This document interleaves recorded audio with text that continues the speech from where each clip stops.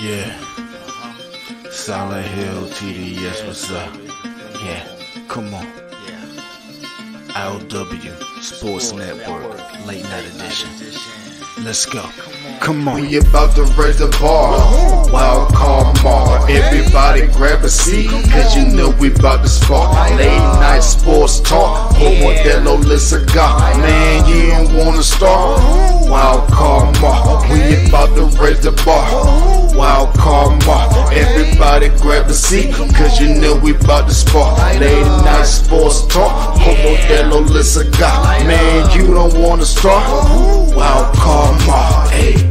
L Boogie with the hot flame, ashtray full of top names, little tree for your membrane. This the 9 hour time frame. I just snatched up a 6-pack, got my hands on a lid pack, whipping up a little batch of snacks. Yeah, man, I think I'm all set. Late night, can't sleep, go ahead and just tap in. Better grab you a cold one, and we about to get some laps in. Wild card on the microphone, he'll hit you with a couple flurries. Y'all need to just strap in for some entertainment sports commentary. We about to raise the bar. Wild card Mar. Everybody grab a seat, cause you know we about to spark. Late night sports talk. Modelo Le Cigar. Man, you don't wanna start. Wild card Mar. We about to raise the bar. Wild card Mar.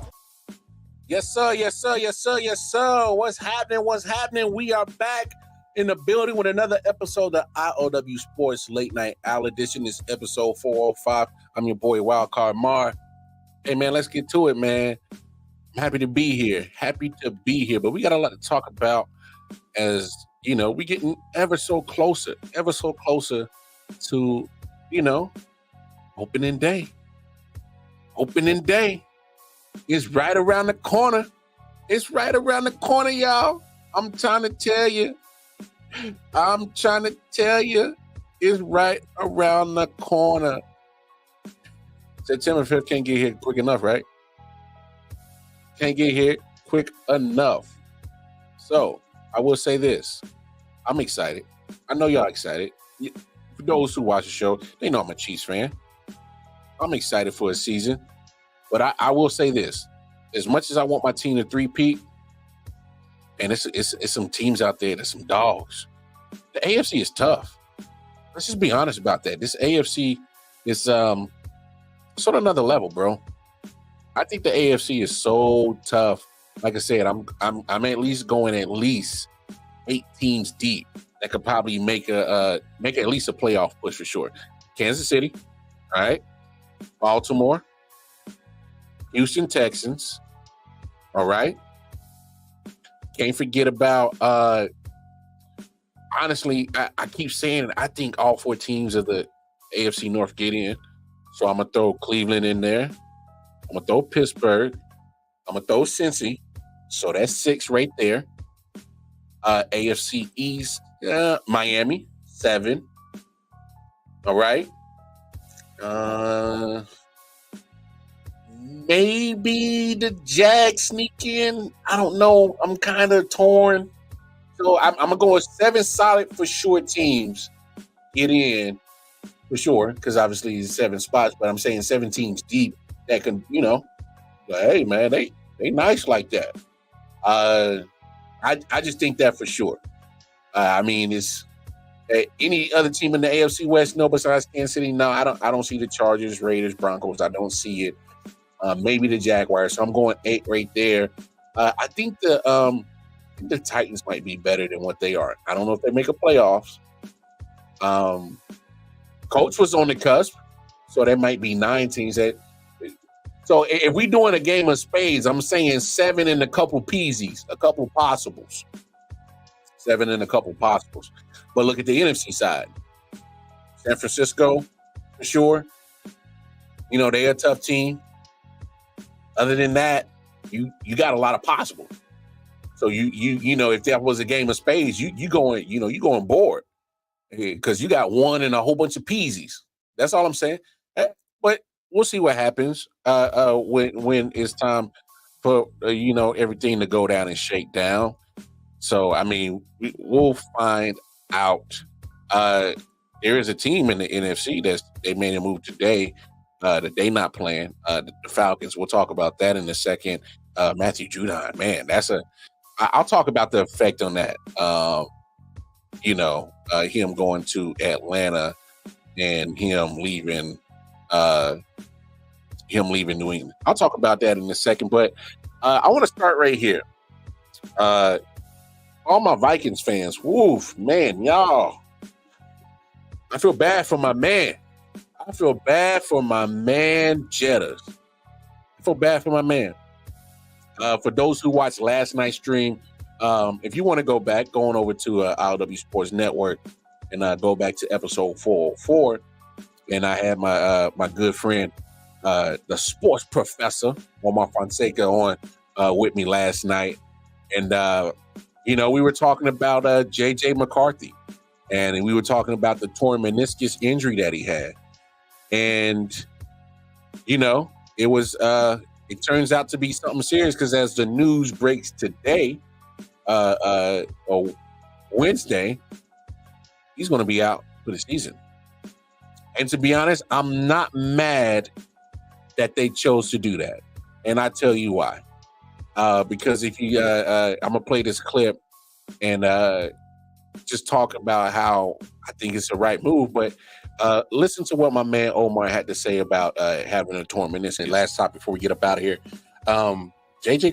McCarthy actually kind of made me eat crow. He looked pretty solid in that preseason game. Torn meniscus. Yeah. I think that changes a lot for Kevin O'Connell and the Vikings. So what's your take on that? Wow. Yeah, I mean, as a person who has personally torn their meniscus and torn their ACL in the same knee, which is hurting me right now talking about this story, he's not coming back this season. He shouldn't, unless they want to possibly ruin the rest of his career, because I can tell you, I tried to come back early from my meniscus and play football when I shouldn't have been, and I ended up re-tearing it because I came back too quickly instead of waiting my full rehab time. So you've got to be very careful with those injuries. So that was last night. Obviously, we already knew about the meniscus injury, and he was going to need surgery. We were talking about that last night, and then the news dropped today about him being out for the season. So shout out to my man Omar for dropping that knowledge on the actual injury and how sensitive or how delicate, I should say, you should handle it. Let's just be real, y'all. Let's just talk about JJ in this scenario. I know he's a rookie. I know he wants to be out there. He wants to play. But take your time with this injury. Because one thing that my man Omar said is you don't want to come back too soon and then you end up damaging the rest of his career. The kid's young. He has, years left to play this game of football. NFL's not going nowhere. The game of football is not going nowhere. I mean, we're talking about a billion-dollar industry, multi-billion-dollar industry. Let's be specific at that. Multi-billion-dollar industry in the NFL. Brings upwards to $250 billion a year. 200 Bs. So my thing is it's not going nowhere. Because we're talking about it now. We're in, as Thursday comes upon us, we're in week 2 of preseason. Cats can't wait to get to the regular season. Cats can't wait to get to these stadiums and spend all this crazy money and parking and vending and merchandise and all that stuff. The NFL is not going nowhere. So for J.J. McCarthy, man, I think you're doing yourself right by making sure, like, hey, man, it's not worth trying to rush back this year. You got so many years ahead of you. Come on, bro. You got to think longevity. Losing 1 year, it's okay. It's okay. But you try to rush back, try to play this year and suffer more damage to that torn meniscus, which can possibly turn into probably ACL, PCL, MCL, and all types of other things in that knee. Nah, man. Don't rush it. There's no need to. Absolutely no need to. You don't have to. All right? But let's look at this from the Vikings' point of view. I feel bad for Jettis. A quarterback that he was starting to get, acclimated with, rhythm with. Because I think, without a shadow of doubt, I think McCarthy was probably going to win that starting job.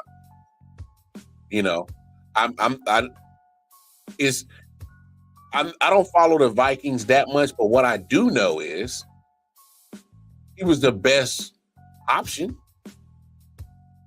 JJ McCarthy was the best option on that team. And so I feel bad for Jettis, Addison, who had a great, phenomenal rookie season. My thing is now you got to get used to a whole new quarterback. And looking at what they got on the roster, as I'll pull it up, that's what makes this worse. That's what makes this situation worse for the Vikings and Jettis. Because you have Jaron Hall, 26-year-old, his second year in the league from BYU. Okay. You got Nick Mullins, 29-year-old, who's been in the league for 6 years, been a journeyman. All right. And then we got Sam Darnold. All right. 27-year-old Sam Darnold. Y'all remember him. Went into the first round by the Jets 7 years ago. Y'all know how that went. It didn't go too well. He goes to Carolina. Don't go too well. Goes to San Francisco. He's a backup. Still doesn't get no playing time. Now he's on his fourth team with the Vikings, so he's a journeyman. Albeit Sam Darnold does have game experience. He does. But can we be honest about Sam Darnold? Let's be honest about Sam Darnold. All right? We know what's up with Sam Darnold. All right? Come on. You're talking about a guy when he was a everyday starter. 15 interceptions his rookie season. 13 interceptions his second season. 11 interceptions his third season. 13 interceptions his fourth season as a starter. Come on now. We talking about the same guy that said he was seeing ghosts in New York. Now, I'm not going to beat down Sam Darnold too bad because he wasn't playing on no good team. So not all of that was his fault, but there's some accountability he needs to hold when it comes to bad play. Often injured when he was a starter. That's your best option now. You can't go to Jaron Hall. You can't go to Nick Mullins. This injury to J.J. McCarthy, look, injuries affect not just the person that got hurt. We got to understand as sports fans, this affects the team. Because now you're handing the reins to Sam Darnold, who the last time we saw as a starter didn't look good. He did not look good in the Panthers uniform. He did not look good in those 3 years in New York. They gave up on him. I understand it wasn't a great situation for him. Neither was Carolina. But when you become a journeyman, and he was a first-round pick, and he was a high pick 7 years ago when he got drafted by the Jets, he was a high pick. There's certain expectations that come with this. You know, they throw that B word around. Bust. He might fit that definition of it. I can't trust a guy that's, I'm seeing ghosts. What do you mean? I don't need you to talk this shit about you seeing ghosts. No, I need you to read these defenses and make the right calls, make the right throws. I need you to focus on that, pimp.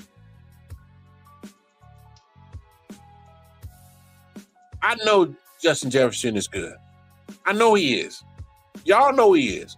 Everybody that watches NFL football absolutely knows how good Justin Jefferson is. We know this. I don't know if he could turn water into wine. I don't know if he can keep the party going with this one. I don't know if he can feed thousands and thousands with a few loaves of bread and a couple of fish. I don't know if he can do that. I don't know if he can make miracles with Sam Darnold. Because if he can't make miracles with Sam Darnold, I'm damn sure there ain't no way he can make miracles with Nick Mullins. Ain't no way he can make miracles with Jaron Hall. This is your best option, Minnesota, is Sam freaking Darnold. That's your best option now at quarterback. And that's tough. That's hella tough. Because go into the free agency world. It's dry.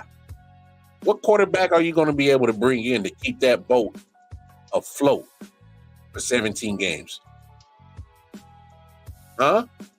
And before anybody say it, don't y'all dare say it. Don't you dare throw Colin Kaepernick's name in this shit. Please don't. Please don't. Colin Kaepernick is too far removed for making an impact with this team. Too far removed. What, 7 years? Almost 8 years since the last time he's taken a snap. Was it 2016? Okay. So the year 26, no, he played, it had to been 2016 or 2017. One of those years. So 7-8 years since the last time he's played a snap in the NFL. Please don't bring his name up in this situation. No. Somebody gonna say, well, Cam Newton might be in shape. Hey, he might be. But why would Cam Newton come out of what he has going on? He has a great podcast. Matter of fact, he has a great situation he has going on with all the media stuff that he's doing. I'm not saying Cam wouldn't do it. I'm pretty sure if the Vikings called him up and say, hey, man, are you in shape? And he said, hell yeah, I'm in shape. And you want to try out? I'm pretty sure he'll try out. But honestly, I don't know if Cam would do it. It wouldn't be a bad thing to do because, hell, I mean, you get to throw to Justin Jefferson. You know what I'm saying? And here's the thing I got to be honest about with the injury to the Vikings. I don't know if they were contending for that division anyway with J.J. McCarthy. I think they probably would have been a competitive team, like an 8-9 team. You know? I don't think they're better than the Packers, who were a playoff team last year, made it to the divisional round. And that's with J.J. McCarthy. I don't think they're better than the Lions with J.J. McCarthy, who the Lions went to the NFC Championship game. So let's also put that into perspective. As much as it is a huge loss, I don't think it changes whether the Vikings were going to the playoffs or not. I think they've been competitive. Like I said, 8-9 team. But I think it's a stretch to say that they would have, competed for the NFC North crown. I think that's a two-headed race right there. Packers and Lions. Vikings, they need a little bit more. I like Hawkinson at tight end. Of course, I like Addison as your wide receiver 2. Geddes, wide receiver 1. It looks good. I need to see what y'all going to do with the running game. I need to make sure that when Brian Flores as your defensive coordinator gets better, you lose Danielle Hunter. That's a huge loss. So I don't necessarily think that the injury is too much of a needle mover in either way, or in a positive way, I should say. I think you might want to start adding some more losses to that record. They may not be a 8-9 team now. Them boys might be a 6-11 team, a 5-12 team without JJ McCarthy. Because Sam Darnold might give you 4 or 5 victories. You might need some luck to get some other dubs in there. You know? Back to the running game. Okay, you get Aaron Jones. I like Aaron Jones. But there's a reason why he got replaced in Green Bay. Talent is there. But the talent with Aaron Jones ain't the problem.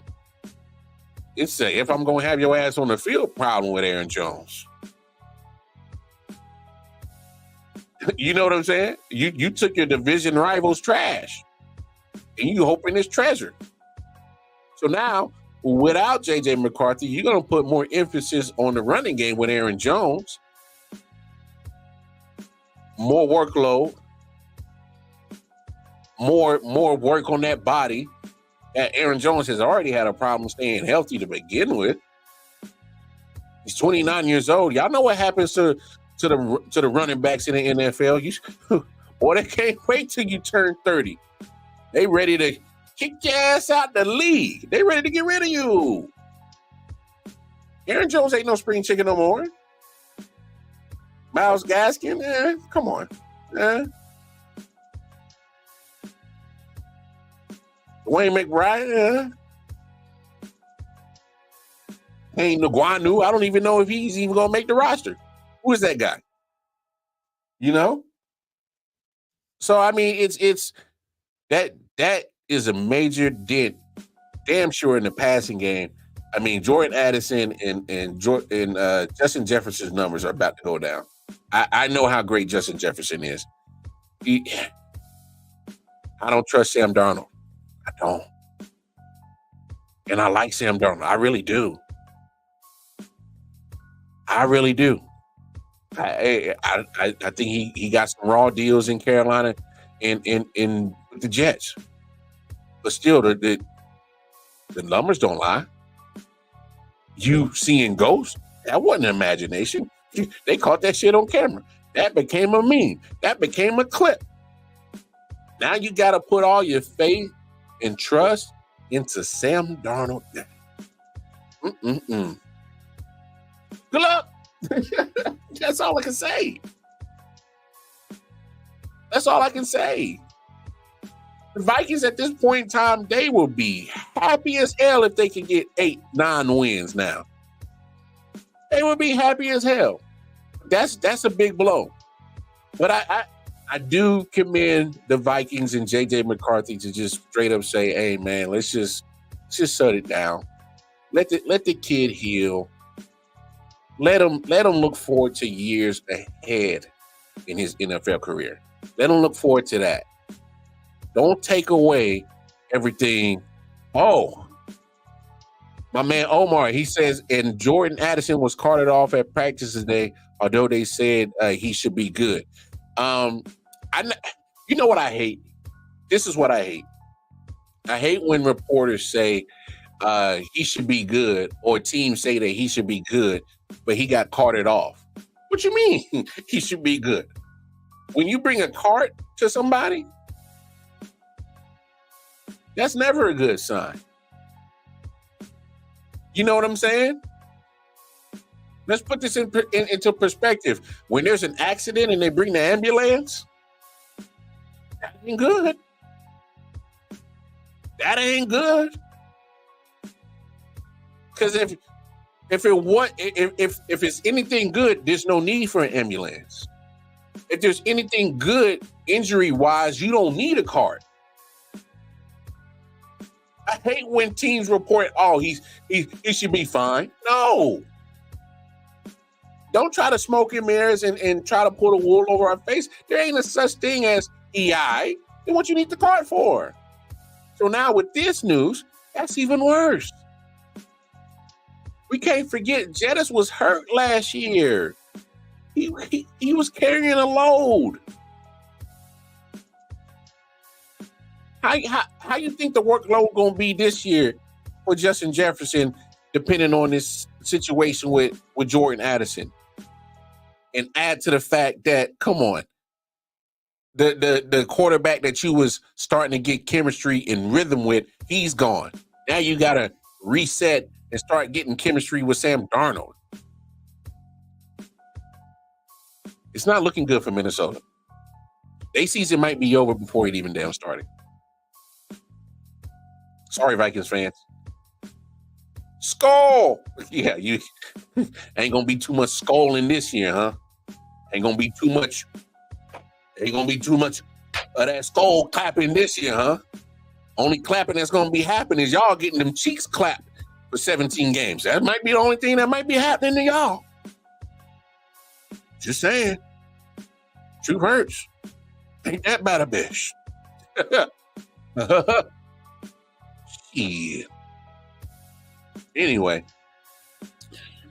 Man, you know what's crazy out here, y'all? You know what's crazy? All these wide receivers getting paid. Jalen Waddle got paid.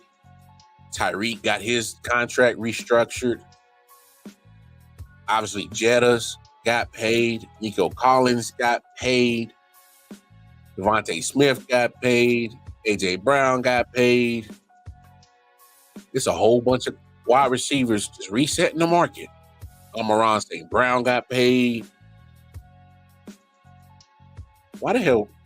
Why haven't we heard Jamarr Chase's name? Huh? Why haven't we heard his name? Again, I'm going to play a clip from last night between me and the brother Omar. He brought up some good points. Let's take a listen. The Bengals are still wide open. As long, Okay. I mean, they have Joe Burrow and they have Jamarr Chase. Now, losing Joe Mixon is obviously going to hurt them. He's now with the Texans. But I mean, he had been slowing down a little bit the end of those last two seasons. So I'm sure that they can find adequate replacements. As we know, they think that running backs are grow on trees, so they will get rid of you very quickly. I think that if they can build up the defense a little more and get another solid running back, and they have T. Higgins at least for one more season.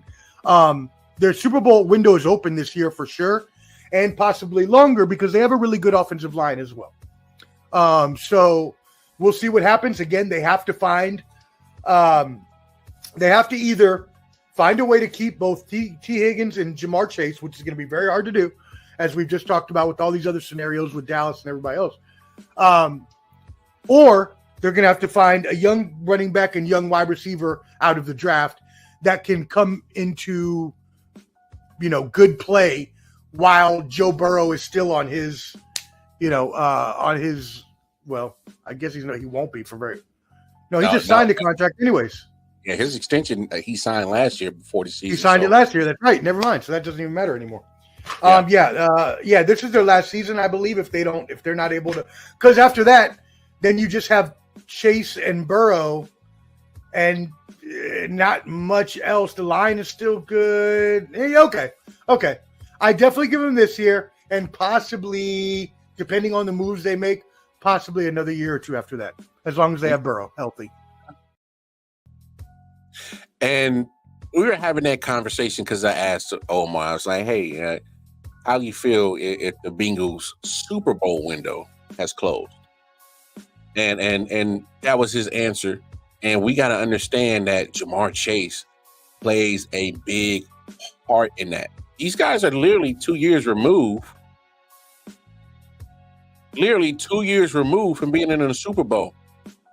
And had they blocked Aaron Donald for maybe half a second, had Jamarr Chase running up the sideline with his hand in there, waiting to catch the damn football.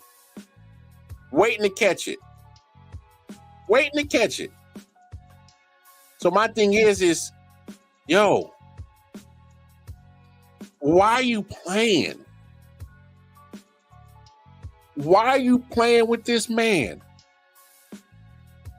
Like, Jamarr Chase has outperformed his rookie contract to no end.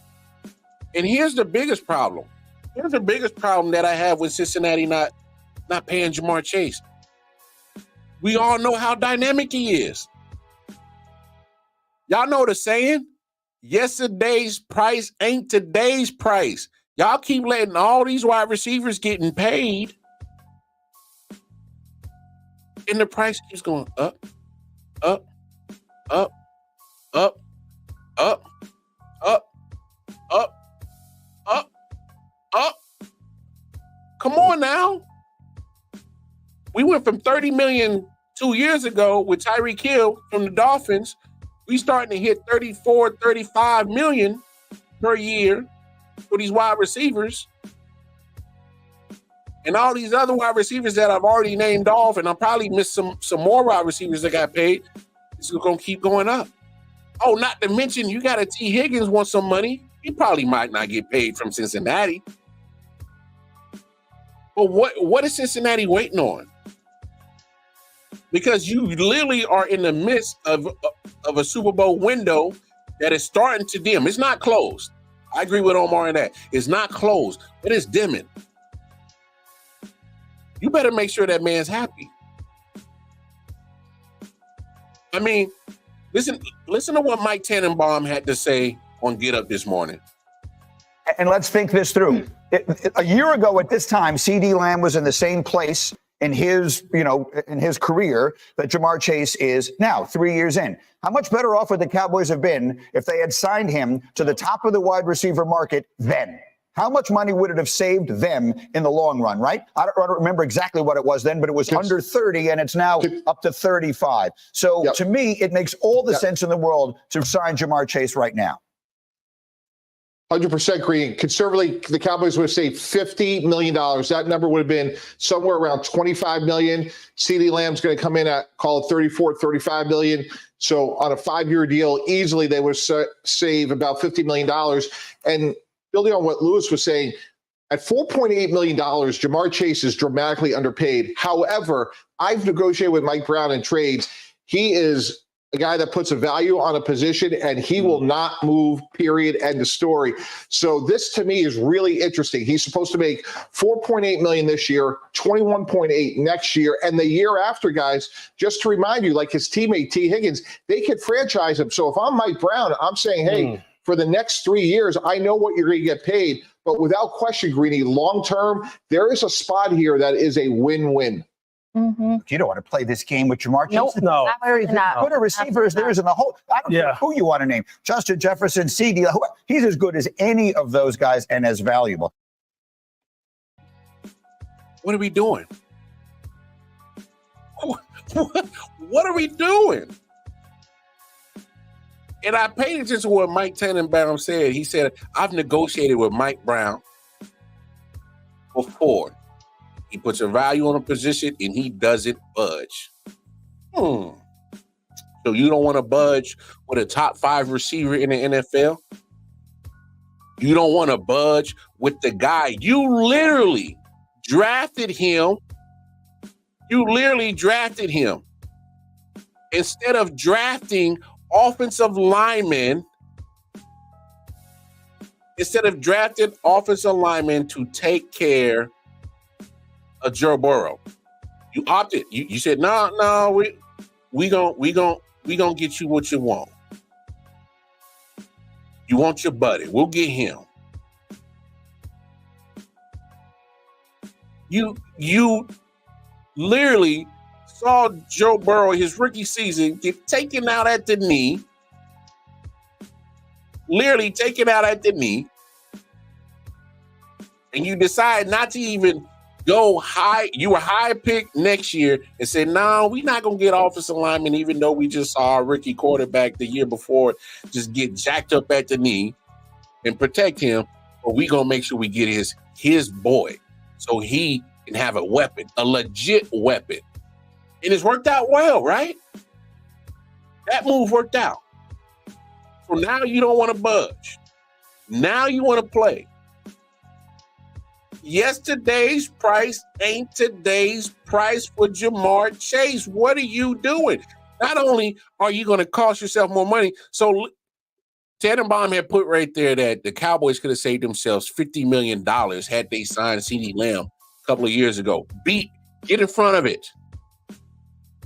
Go ahead, sign the extension when you know that this guy is putting up astronomical numbers. Philly did it. The Eagles were ahead of a lot of people in getting their wide receiver signed because they said we see the path of the wide receiver market starting to go up, and before we get caught in some financial hell, let's get in front of it, lock them up, agree to some terms, and therefore you are not a prisoner to the market of the wide receiver financial market. You don't have to. You can sit back and watch more wide receivers get more money and more money and more money, and you can just sit there and chill, twiddling your thumbs, knowing that your wide receiver room is set. This is what the Eagles are doing. Your wide receiver set. The wide receiver room is set. Devontae Smith, A.J. Brown are set. They're paid. They don't have to. We ain't got to worry about the other wide receivers getting paid. Because CeeDee Lamb still needs to get paid. Jamarr Chase still needs to get paid. There's going to be some other wide receivers down the line that's going to have to get paid. And they skyrocket on that damn wide receiver salary. But Cincinnati's playing with fire. You're in the middle of a playoff Super Bowl window, and it is dimming, and you need to make sure it gets opened back up. And you need to make sure your wide receiver's happy. Your number one wide receiver, who's a dog, a complete dog, a top 5 receiver. And you know what's crazy, y'all? What's really crazy is this is all making sense why he's not in camp right now. It's a big deal. Swagoo even speaks about it. Let's take a quick listen. Burrow's top target, Jamarr Chase, still not there. How concerned are you about that? I am very concerned, Boogie, when you start talking about not only this division, and then, too, you think about camp and the price of being good now is starting to show itself with the Cincinnati Bengals. We saw T. Higgins go through his situation. Joe Burrow has been injured. Trey Hendrickson made a little bit of noise. I think they got that situation ironed out. And now you have your number one as number one as one get, not at camp. And this has just been those summers for the Cincinnati Bengals. And the slow starts is what has gotten them in the years that we haven't seen them have the type of success. Obviously, Joe Burrow being injured played more of a factor than anything, but I just don't like this. We expect this team to be good. We expect them to be legit contenders in the AFC. And I know Jamarr Chase can come back and have success. He sat out a whole damn year in college and came as a rookie and tore the league up. So I'm not concerned about him being able to play at a high level. It's the psyche. This is the price you pay, though, for being a successful team and having a bunch of guys that command number $1 at their position. 0% chance Jamarr Chase doesn't play in week one. 0% chance. This deal will get done. But this is as big a deal as the CeeDee Lamb and Dallas one, 100%, if not bigger. Dallas at least has a couple other people that could be viable options. The Bengals, and I've said this many times, they literally run their offense through Jamar. Sure. It is, we're going to put Jamar here. If he's singled up, we throw it to Jamar. If he's getting double teamed, we throw it to somebody else. They're very similar in the situation of they have no shot without him. That's why I think, and it's interesting, during the report, it was said Zach Taylor describes it as a day-to-day situation. That makes me think that something is happening between both sides to get this done. Yeah, we don't know that for sure. We're reading between the lines there based on the reporting that we've seen, but something's going on, right? Damn a day-to-day. Damn a day-to-day. Get contract, get pen to paper, let the ink dry as fast as it can. Fan that shit. I want you to throw. As soon as he signed, ink dry. Come on, Jamar, get up in here. Get up in here. We need you, dog. These are experts talking. They know how important He is to the success of Cincinnati. Why? What are you waiting on? There's another point that Swagoo brought up that I absolutely love. Don't get me wrong. Joe Burrow needs to be healthy. That's important. I think we know this as football fans. But you need Jamarr Chase. So here's what happens. The Bengals, week 1, get the Patriots. Okay, you can use that as your knock the rust off because you missed a lot of time in camp. Cool. You know what's in week 2? Cincinnati goes to Kansas City. We've seen the last couple of years the Bengals start slow. So that week 1 game, you should take care of the Patriots. You should. Week 3, I think you'll have some competition with the Commanders. I think the Commanders are going to be a better team this year. But you should win that. Week 4, you got the Panthers. But I need you to pay attention to week 2. Circle it. The reason why that game matters and having a Jamarr Chase that missed some time in training camp, in preseason, and having him trying to knock the rust off, that's not a good deal with a slow start. Because you're talking about a team that you are going to be jockeying playoff position with later in the season. That game is going to matter. It may be week 2, but it matters because that week 2 loss might come up and bite you in the ass when it's time to get the seating after week 18. And not to mention, the Bengals got at least 1, 2, 3, 4, 5. At least about 5 or 6 division games towards the back end of that schedule. You can't get off to no slow start with what you got going on with the tough-ass AFC North. That's the toughest division in football. You can't have no slow start in week 2, losing possible playoff seeding position to Kansas City in week 2 because you want to play a chicken with this contract and money with your top dog as wide receiver. It's just as foolish as Jerry Jones playing with CeeDee Lamb's money in Dallas. This is just as foolish. You're talking about 2 wide receivers who are so important to your offense, so important to the success of what you do. You, like my man Omar said, you lost Joe Mixon. Don't try to sit up here and try to sell me like that doesn't matter. Don't try to sell me on that. That's one less weapon. That's one less weapon that has been there to help you guys battle with Kansas City, battle with Buffalo for AFC supremacy. That's what helped you get to that Super Bowl a couple of years ago against the Rams. Jamarr Chase was a big part of why y'all ended up in the Super Bowl his rookie season. Come on, what are we doing in Cincinnati? As a Chiefs fan, I'm okay. I'm talking as a content creator in an unbiased opinion right now. What are y'all doing? This is foolishness. You can't be cheap. Why are you being cheap? You talking about you making as an NFL making, like I said, $200+ billion a year. So each franchise is probably getting at least $500-600 million in revenue. You're in the plus. You can go damn 0-17. You still made a profit. Don't be cheap now. I'm supposed to be cheap. I got 3 kids, a dog, and a wife. I'm a nickel.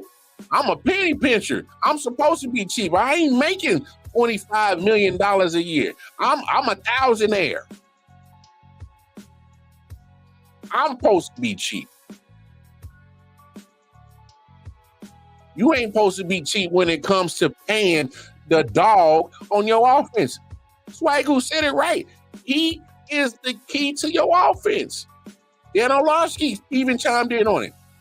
Hey, put Jamarr here. He's double. That's the Jamarr Chase effect. Let's get the ball somewhere else. It opens. Come on now. T. Higgins. Do we think T. Higgins is T. Higgins without Jamarr Chase? Really?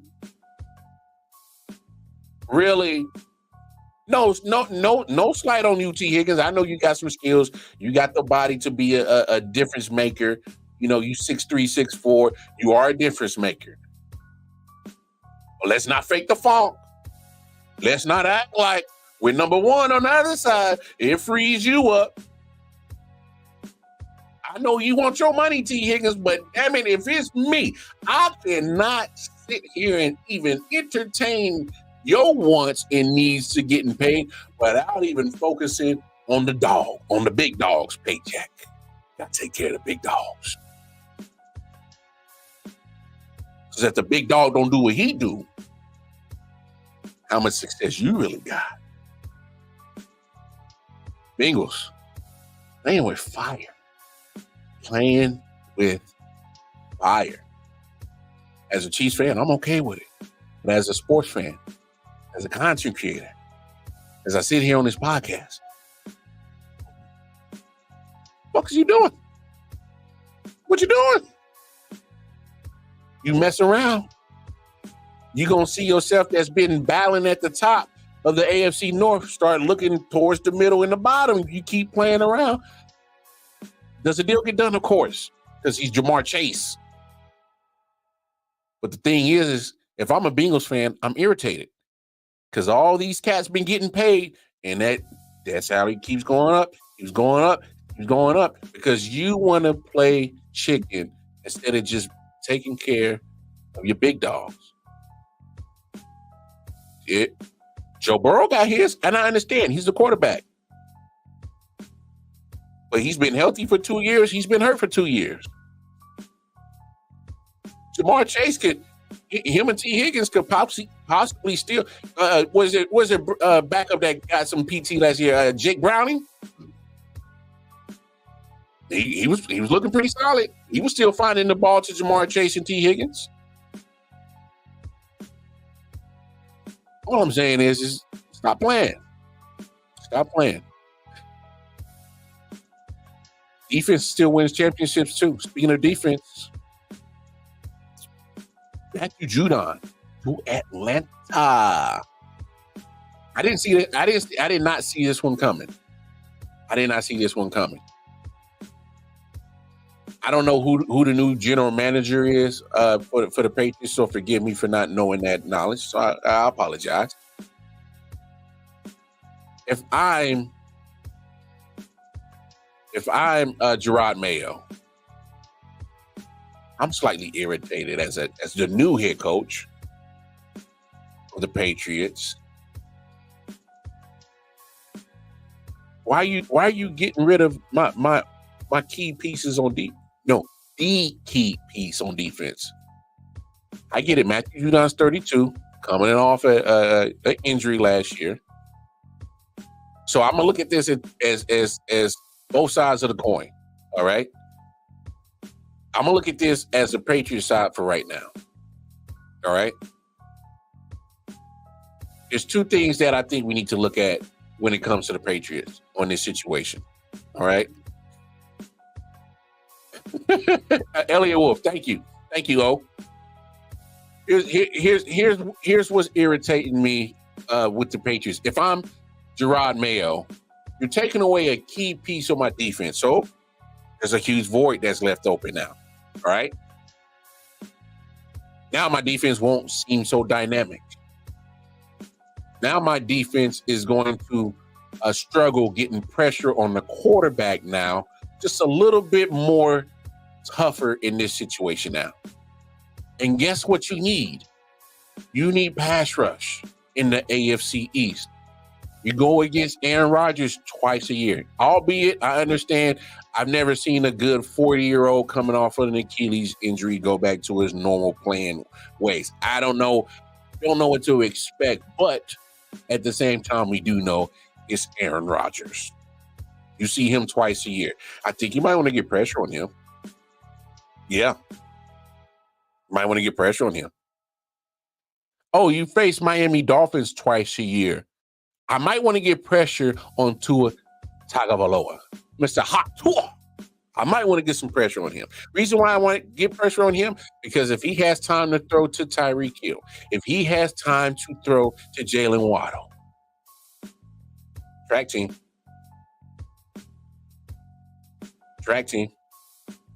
Go ask the different Broncos what happens. You get 70 hung on your head. When you don't get the Tua and he has time to get to Waddle and Hill, you get 70 hung on your head. You know what neutralizes that?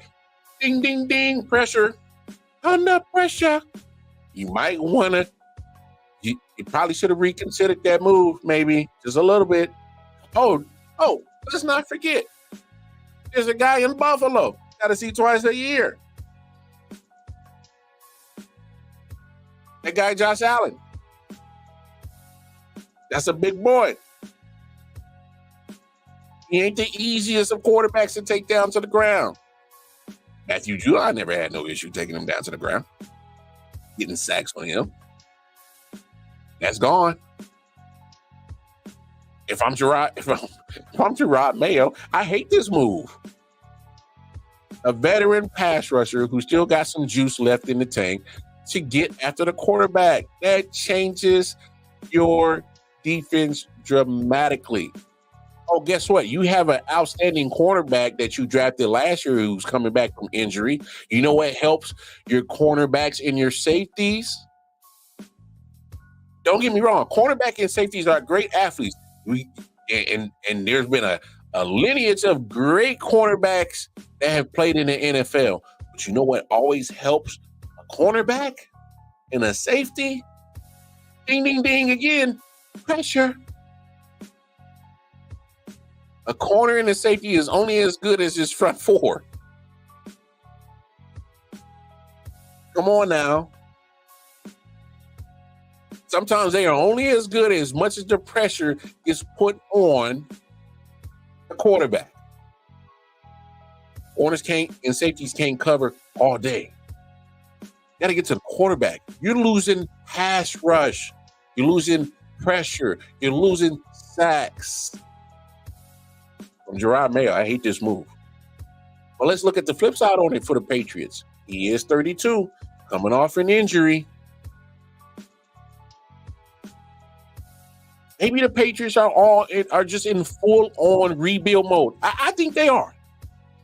Let's be honest. Brady leaves. Haven't seen the playoffs since. Struggled mightily. Offense just non-existent since Brady has left. That's just a fact. The Patriots are in full rebuild. Maybe this is just another piece that they're like, let's just cut our losses.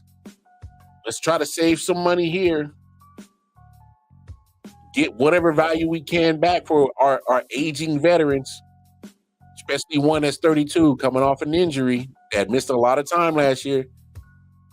So I understand the business move of it, but who's filling that void? Who's going to fill that void? Now let's look at this from the Falcons side. If Judon's 100% healthy, can find a way to get back to the form where he's getting 12 and a half sacks per year, my goodness. Atlanta looks a little bit different, right? Atlanta looks a little bit different. Still got A.J. Terrell as a cornerback. Damn good corner.